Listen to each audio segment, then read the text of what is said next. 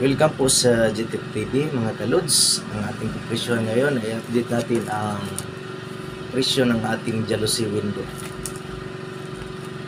Dito po sa mga presyohan namin. Ngayon po, ang pipresyohan natin ay ang 50 by 50 po na sukat na bintana. 50 inches by 50 inches ang height po niya ay 50 at ang lapad niya ay 50 inches.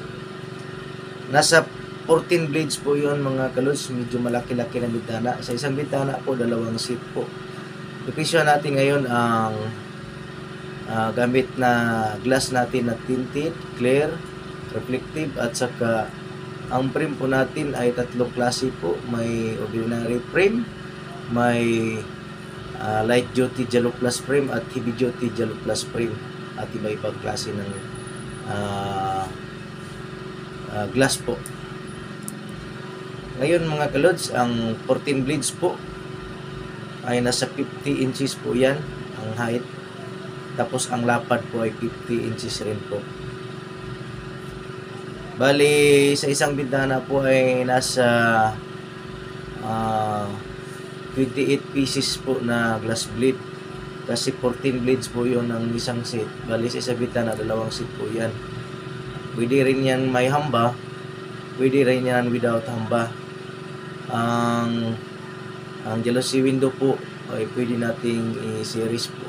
Kalods, ang presyo po ng ating heavy duty Jello Plus frame po sa 14 blades po ay nasa, kung clear glass ang gamitin natin ay na 316 ay nasa 3,920 po.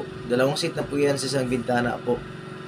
28 pieces na po yan ang glass blade, tapos 14 blade na po yan ang ang Jello Plus frame na dalawang set po. Heavy duty po yan mga kalods, 3,920 ang clear glass. Pag tinted po ang gamitin natin po na at saka smoke glass at clear glass na 1/4, kasi kanina 316 po yan. Ang presyo po ay nasa 4,270 po pesos. Kasama na po yan ang pag-install po natin sa presyohan natin. Pag tinted glass po mga kalods, 1/4 po ang gamit na tinted glass ay nasa 4,445 pesos po ang presyo. Pag reflective glass na po ang gamitin natin, pero Jello Plus frame pa rin yung heavy duty ang gamit. Pag reflective glass po, yung one-way mirror po ay nasa 4,620 pesos po.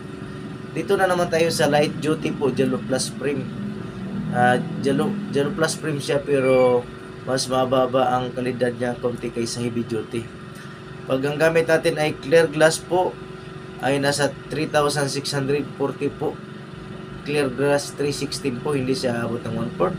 Pag gamitan natin po ng tinted glass 316, clear glass 1/4 o smoke glass 1/4 ay nasa 3,990 pesos po. Pag tinted glass 1/4 po ay nasa 4,165 pesos. Pag reflective glass po ay nasa 4,340 pesos po. Dito naman tayo sa ordinary frame, yung aluminum lang na ordinary frame na jalousie frame.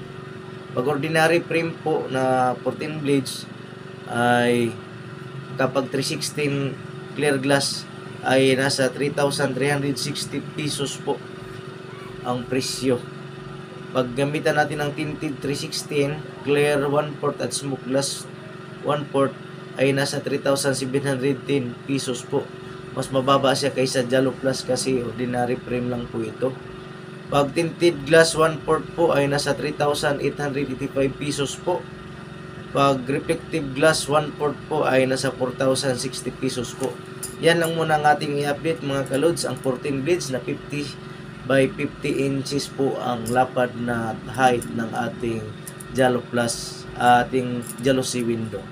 Maraming salamat mga kalods. Kung mayroon kayong mga katanungan about glass and aluminum works, lalo na sa mga sliding window, jalousie window o mga sliding door related po sa ating ginagawa na glass and aluminum works, pwede kayong magtanong dyan or makichat dyan sa ating comment section sa anumang mga katanungan nyo. Maraming salamat po sa inyong panonood mga kalods.